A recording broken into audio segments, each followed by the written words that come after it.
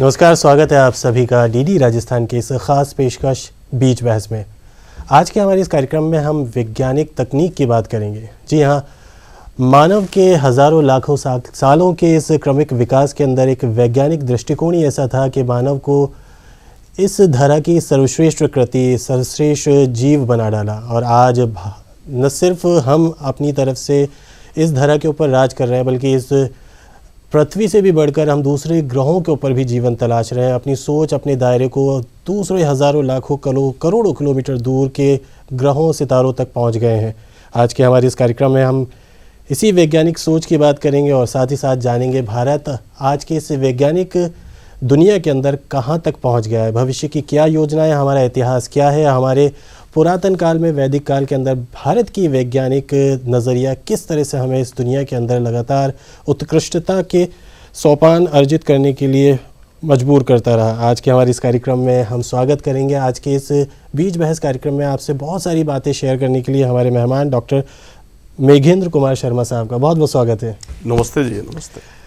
हम अपने दर्शकों को बताना चाहेंगे, आप सचिव हैं विज्ञान भारती राजस्थान के और एक लंबा अनुभव है आपका राज्य सरकार के अंदर, और साथ ही साथ आप तकनीक के क्षेत्र के अंदर बहुत लंबे समय से जुड़े हुए हैं। मेघेंद्र साहब, आपसे आज के इस कार्यक्रम का आगाज़ करते हैं। हम आज़ादी का अमृत महोत्सव मना रहे हैं, आज़ादी के 75वीं वर्षगांठ को हम सेलिब्रेट कर रहे हैं। उसके साथ साथ भारत चूँकि आज दुनिया की एक बड़ी शक्ति बनने जा रहा है, बन गया है, और अपने वैज्ञानिक दृष्टिकोण को सारी दुनिया ने माना भी है। हमारे इस आपसे ये ज़रूर जानना चाहेंगे कि इन 75 सालों के सफ़र की आप किस तरह से आंकते हैं?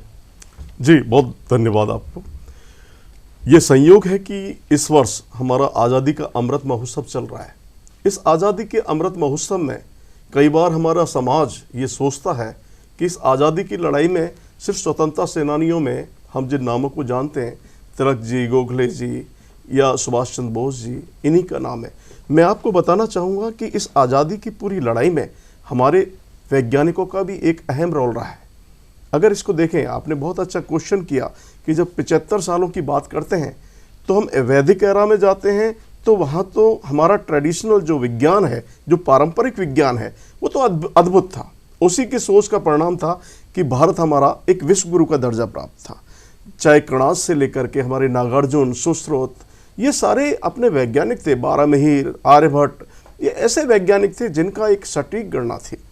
इसी आधार पर हम चलते, क्योंकि हम एक कालखंड की बात करते हैं, जब वैदिक कालखंड की बात करते हैं तो उनका सटीक ज्ञान, उसके बाद में स्वतंत्रता से पूर्व की बात करते हैं तो उनका रिसर्च का ज्ञान, जो आधुनिक अप्रोच को, यानी हमारी जो एंशिएंट साइंस थी, प्राचीन विज्ञान थी, उसको हमने आधुनिक विज्ञान के साथ समावेशित किया।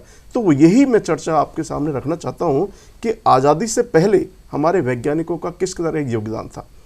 मैं आपको ये बताना चाहूँगा कि जब भारत का आज़ादी का जो प्री एरा था, जो 1857 के बाद में मानते हैं, जब ब्रिटिश कॉलोनियल यानी अंग्रेज़ों का राज था, तो निश्चित रूप से हम ये आपको कहना चाहेंगे कि हमारे भारतीय वैज्ञानिकों का जो एक रिसेशन पीरियड था, डिस्क्रिमिनेशन पीरियड था, यानी वहाँ दमनकारी और भेदभाव का दोनों का ही असर उन वैज्ञानिकों पर था। उनमें किस तरह से हमारे वैज्ञानिकों ने अपना स्थान पाया, इसका एक जीवंत उदाहरण है। जब 1902 में डॉक्टर रोनाल्ड रास, जिसको मलेरिया पैरासाइट की खोज के लिए उनको नोबेल प्राइज़ मिला, तो बड़ी एक विडंबना है कि उसकी पूरी रिसर्च में हमारे किशोरी मोहन बंदोपाध्याय जी का विशेष योगदान था। कोलकाता के अंदर किशोरी मोहन बंदोपाध्याय जी ने सारे उस दौर के जो मलेरिया जो एक पैंडेमिक था, उसमें उन्होंने अपने सैंपल्स को इतना रिसर्च किया और पूरी रिसर्च को आदरणीय रोनाल्ड रास साहब ले गए। तो किस तरह से उस पीरियड में, उस एरा में, ऐसे ही दूसरा एग्जाम्पल और लेते हैं। हमारे साथ में एक सबसे बड़े जो वैज्ञानिक हैं जिनका नाम अब तक कहीं भी उनका ज्ञात नहीं है, जिनमें मुख्य रूप से हैं राधानाथ सिकदर।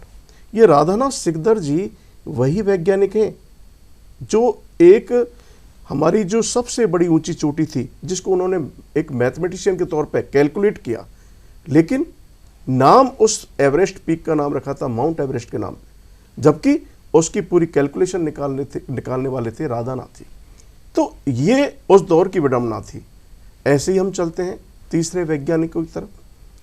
हम ये देखते हैं कि रमन साहब की ही बात करते हैं। आचार्य सीवी रमन साहब एक इस तरह के वैज्ञानिक थे जिन्होंने विषम परिस्थितियों में भी अपनी विज्ञान को जिंदा रखा।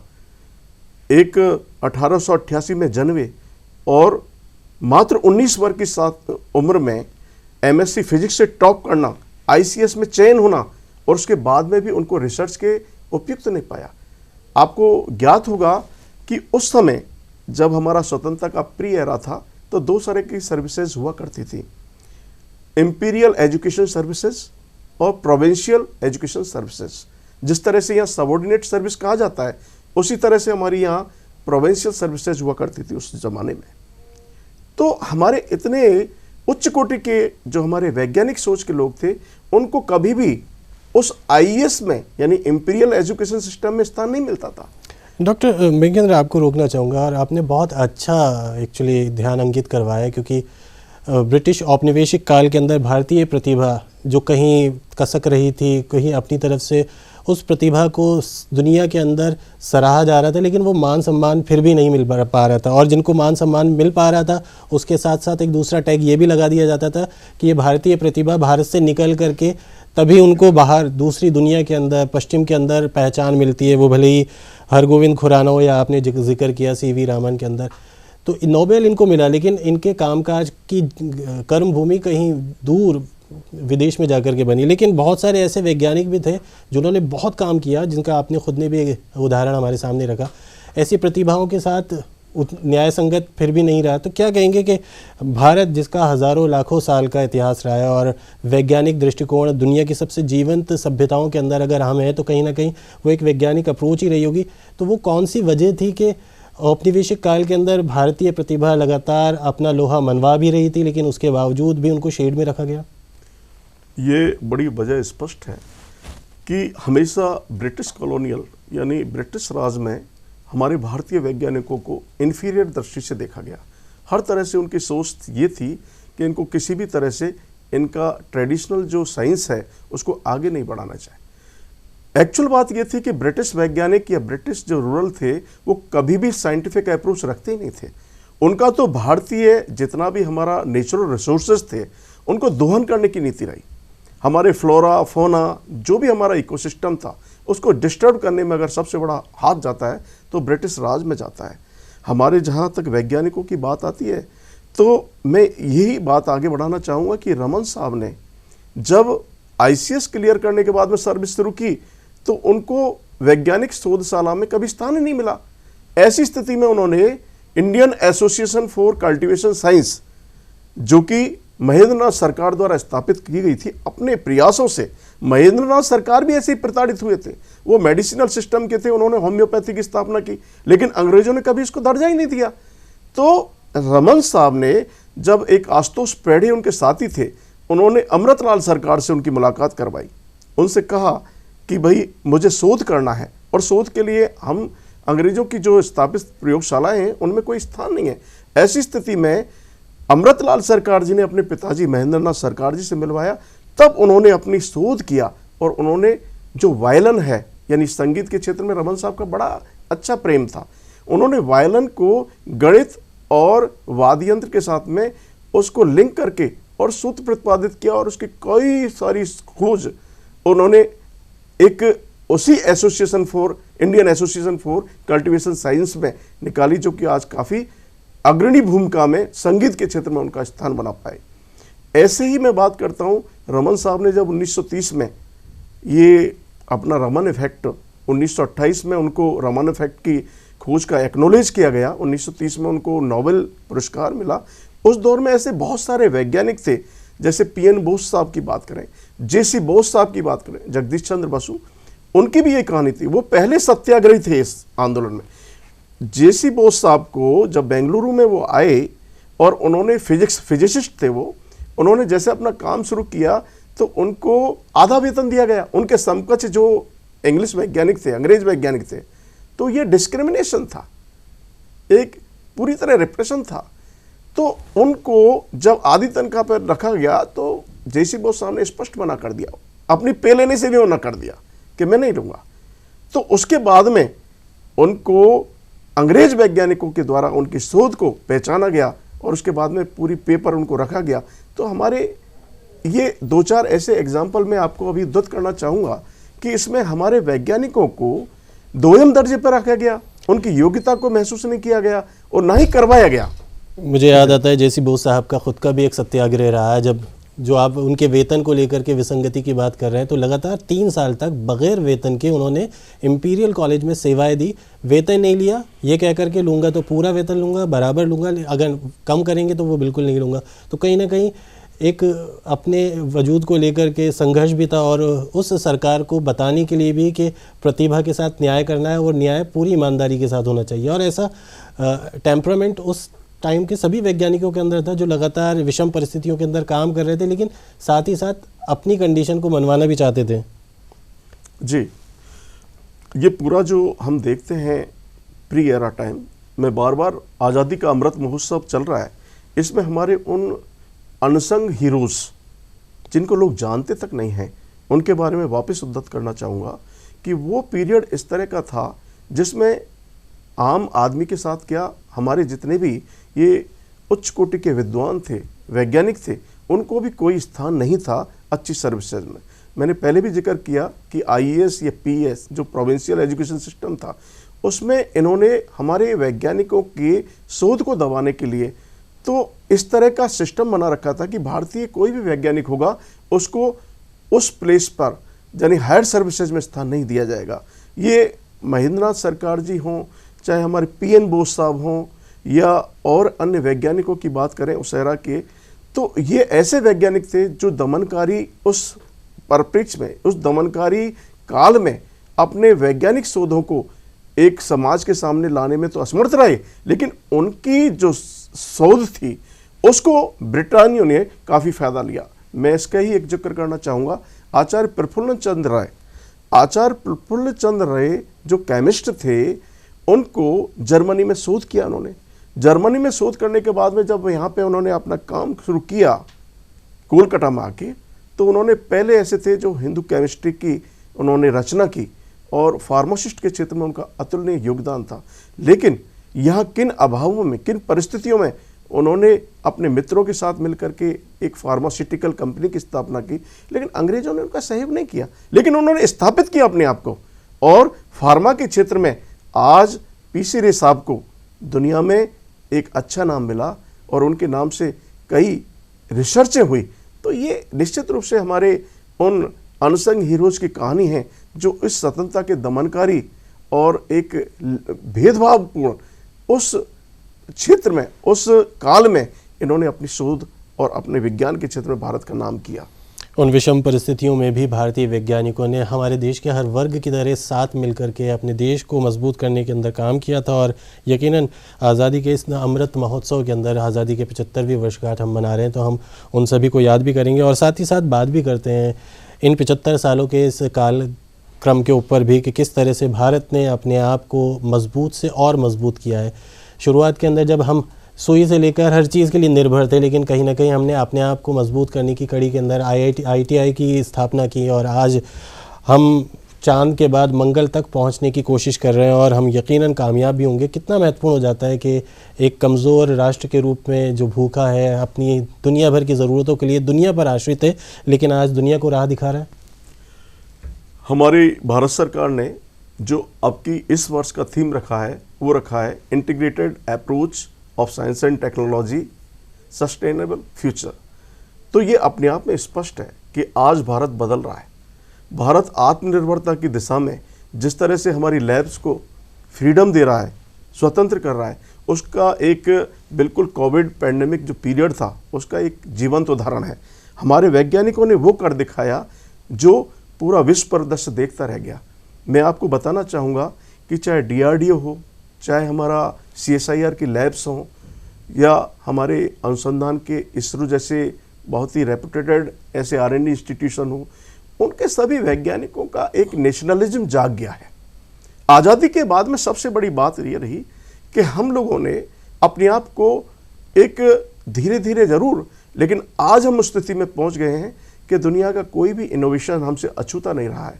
हम नवाचार पे इतना प्रयोग कर रहे हैं, हम देख रहे हैं कि विश्व परिदृश्य में किस तरह कदम से कदम मिला है, चाहे रक्षा क्षेत्र हो, चाहे स्पेस टेक्नोलॉजी की बात करें, चाहे हम मेडिसिनल की बात करें, चाहे हम अपने स्टूडेंट्स का जो पहले ब्रेन ड्रेन की बात किया करते थे वो सब स्थगित हो चुके हैं। आज हमारा स्टूडेंट, मेधावी स्टूडेंट, वो यहाँ वर्क करना चाहता है।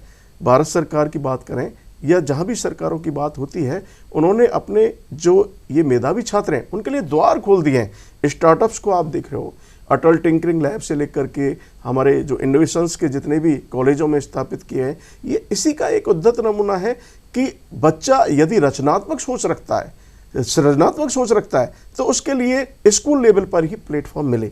तो ऐसी बहुत सारी योजनाएं हैं जहां विद्यार्थी अपने जूनियर लेवल पर यानी स्कूल लेवल से लेकर के कॉलेज लेवल तक अपने इनोवेशंस को, अपनी टिंकरिंग को और अपने जो जिस तरह का उसका एक थॉट है, उसका स्किल है, उसको अपना एक प्लेटफॉर्म मिल सकता है। डॉक्टर मेघेंद्र, आपने बहुत अच्छी तरफ ध्यान आकर्षित करवाया है कि हम ब्रेन ड्रेन से ब्रेन गेन तक पहुंच गए हैं। वो प्रतिभाएं जो हमारे यहाँ से पहले पलायन कर जाती थी, आज हमारे यहाँ पर भी उनको भरपूर अवसर मिल रहे हैं। और इसका महत्वपूर्ण उदाहरण आंकड़ों के ज़रिए देखें, R&D के अंदर अब समूचे विश्व के अंदर भारत की प्रतिशतता करीब 4% के करीब पहुंच गई है, जो पहले 2.5% के आसपास थी। और उसके अलावा 1000 से ज़्यादा हमारे यहाँ संस्थान बन चुके हैं जो सारी दुनिया के अंदर इनोवेशन के काम के साथ हम लगातार आगे बढ़ रहे हैं। हालांकि उदारीकरण के दौर के साथ तकनीक का इस्तेमाल तो हमने शुरू कर दिया था, हम दुनिया भर की तकनीकों का इस्तेमाल कर चुके थे, लेकिन अब उन तकनीकों के साथ अन्वेषण हम कर रहे हैं। कितना महत्वपूर्ण हो जाता है कि अब रिसर्च हम करके दुनिया तक पहुँचाते हैं। बिल्कुल, हमारी अप्रोच मैं आपको बताना चाहूँगा कि इस देश में इतने वेरिएशंस हैं और हमारी कई ऐसी समस्याएं भी हैं जिनको ध्यान में रखते हुए हमारे वैज्ञानिक काम करते हैं, क्योंकि हम देखते हैं कि संसाधनों का बेहतर इस्तेमाल हो, सस्टेनेबिलिटी बनी रहे, हम जो हमारे रिसोर्सेज हैं उनका कस्टमाइज किस तरह उपयोग करना है उस दिशा में भी हमारा ध्यान है। क्योंकि इस बड़ी पॉपुलेशन के लिए, वैज्ञानिकों के लिए भी नहीं बल्कि सरकारों के लिए भी चैलेंज है। हम इनोवेशंस की बात करते हैं या रिसर्च की, अन्वेषण की बात करते हैं, तो हमारे वैज्ञानिक हमारी भौगोलिक परिस्थितियों को ध्यान में रख करके और इंडिजिनस रिसर्च को फोकस करते हुए और विश्व को भी कॉम्पीट करते हुए हम बहुत अच्छी तरह से अग्रसर हैं। मैंने आपको पहले भी उद्धत किया था कि हम हर क्षेत्र में अपना तकनीकी कौशल हम विद्यार्थियों तक पहुंचाने की स्थिति में आ गए। हम स्कूल लेवल पर भी हम रिसर्च की बात करने लगे, हम स्टार्टअप्स की बात करने लगे, हम उनको बिल्कुल एक तरह से लैब से जोड़ने के लिए हमारी सरकारों का ध्यान गया है। इसी दिशा में हमारी जितनी भी सरकारें हैं, मैं समझता हूँ उनका विजन भी यही है कि हर डिस्ट्रिक्ट में मेडिकल कॉलेज खुले, हर डिवीज़न में IITs और इस तरह के ऐसे R&D इंस्टीट्यूशन हो। मैं समझता हूँ ये बढ़ते हुए भारत की पहचान है। आने वाले समय में निश्चित रूप से हमारा विद्यार्थी इस तरह की रिसर्च और इनोवेशन के जरिए इस भारत को विश्व गुरु बनाएगा। ये मैं आपसे निश्चित रूप से इस वर्ष की थीम के आधार पर बता सकता हूँ। बहुत सारे यंगस्टर हमको देख रहे हैं, फ्यूचर रिसर्चर हमको देख रहे हैं। सुनने में बहुत आसान लगता है, हम हैकाथॉन की बात करते हैं, हम टेकाथॉन की बात करते हैं, लेकिन जो आज हमें देख रहे हैं उनको आप ज़रूर एड्रेस करिए कि ये छोटे छोटे इनोवेशंस कितना व्यापक प्रभाव ला रहे हैं और कितने बड़े इनोवेशन का हिस्सा बन रहे हैं। जी, अभी ये दौर बिग डाटा, IoT, ऐसे आर्टिफिशियल इंटेलिजेंस की बात करते हैं, ये ज़माना उस तरह का आ गया है। हमारे विद्यार्थियों ने भी अपने आप को इस तरफ ध्यान लगाया है। आज आप देखेंगे कि आर्टिफिशियल इंटेलिजेंस के क्षेत्र में हमारे बच्चों ने बहुत अच्छी तरह से काम करने, हम जगह जगह जब कंपटीशन करते हैं, हमारा एक नेशनल लेवल पर, इंटरनेशनल लेवल पर कहें तो स्टूडेंट इंजीनियरिंग फेस्ट चलता है, अभी गोवा में संपन्न हुआ था, जो ISF के नाम से था। आप ताज्जुब करेंगे कि उसमें बच्चों का जो इंजीनियरिंग स्टूडेंट थे, इवन बेसिक साइंस के भी स्टूडेंट थे, उन्होंने अपना इनोवेशन इस हद तक पहुंचाया कि आज विद्यार्थी एक लोकल जो इश्यूज हैं, लोकल प्रॉब्लम है, उसको ध्यान में रखकर अपना इनोवेशन कर रहा है, लोकल प्रॉब्लम्स को बेस बना करके उनका सॉल्यूशन प्रोवाइड कर रहा है। तो क्या ये एक तरह से उभरता हुआ भारत नहीं है? आज हम पहचानने लगे कि हमारी जो ज्वलन समस्या है, यदि इनका सॉल्यूशन हम निकालेंगे तो निश्चित रूप से हमारा लोगों में एक विज्ञान के प्रति रुचि बढ़ेगी। क्योंकि विज्ञान एक मौलिक विचार होता है, विज्ञान एक पठन पाठन की चीज़ नहीं है, ये प्रैक्टिकल अप्रोच है। तो मैं समझता हूँ कि हमारे विद्यार्थियों की जब प्रैक्टिकल अप्रोच बढ़ी है और लोकल प्रॉब्लम्स को मद्देनज़र रखते हैं तो निश्चित रूप से ये उन्नत भारत की ही पहचान है। आखिर में विश्व की शीर्ष कंपनियों के अंदर भारतीय प्रतिभा शीर्ष पर बैठी हुई है, तो एक मौका भी है और साथ ही साथ हमारे लिए प्रेरणादायी बात भी है। कितना महत्वपूर्ण हो जाता है कि जब ऐसे एग्जाम्पल हमारे आसपास बहुतायत है, तो आज के इस दौर के अंदर हम अपने आप को तकनीक के साथ जोड़ करके कुछ नवाचारों को आत्मसात करके किस तरह से आगे बढ़ सकते हैं और हमारी सरकारें और हमारा समाज किस तरह से उनके लिए एक बेहतरीन माहौल तैयार कर रहा है। मैं आपको बताना चाहूँगा कि जब विश्व परिदृश्य पर हम देखते हैं कि हमारी कई MNCs में हमारे भारतीय नेतृत्वकर्ता बने हुए हैं, लेकिन मैं आपको पुनः कहना चाहूँगा कि कई हमारे ऐसे वैज्ञानिक हैं, कई ऐसे हमारे नेतृत्वकर्ता हैं। मैं बात लूँगा DRDO चेयरमैन साहब की, हमारे कलाम साहब की। इन्होंने अपनी पूरी शिक्षा भारत में ली और भारत में ही अपनी रिसर्च की और भारत में ही अपनी रिसर्च को उस पायदान पर पहुँचाया जो विश्व आज हमारे भारत की तरफ देख रहा है। तो मैं चाहूँगा कि हमारा जो विद्यार्थी है, जो हमारा तकनीकी ज्ञान से उत्प्रोत, जिसको हमारी सरकारों ने इतना प्रिपेयर किया है, तो भारत में इतने संसाधन हैं कि आज भारत में प्रयोगशालाओं में बैठ करके, R&D इंस्टीट्यूशंस में बैठ करके वो इस उन्नत ज्ञान को भारत के समाज के विकास में हितकारी बनाए। इसके लिए बहुत ज़रूरी है कि हम आने वाले समय में विश्व स्तर के हमारे R&D इंस्टीट्यूट खोलेंगे, इंक्यूबेशन सेंटर खोलेंगे, एक्सीलेंट सेंटर खोलेंगे, जिससे विद्यार्थियों को वो एक मौका मिल सके जहां हम कभी सोचते थे कि पाश्चात्य देशों में जाने पर भी हमारा कहीं आगे एक अवसर मिलता है, वो ऐसा नहीं होगा। भारत में भी बहुत अवसर होंगे और आने वाला टाइम भारत का ही होगा, ऐसा मेरा विश्वास है। आखिर में वो कौन सा मूल मंत्र या मैसेज होगा हमारे दर्शकों के लिए, एक प्रशासक होने के नाते या एक अभिभावक होने के नाते? मैं तो ये कहता हूँ, एक गीता का संपूर्ण सार है, कृते कर्म न विफलम भवति। ये राष्ट्र कर्म में विश्वास करता है और निश्चित रूप से हम कर्म प्रधान हैं और हम इस कर्म प्रधान होने के बाद में ही हम विश्व गुरु इस भारत को बनाएंगे, ऐसा मेरा संकल्प है और ये मेरा विद्यार्थियों को संदेश है।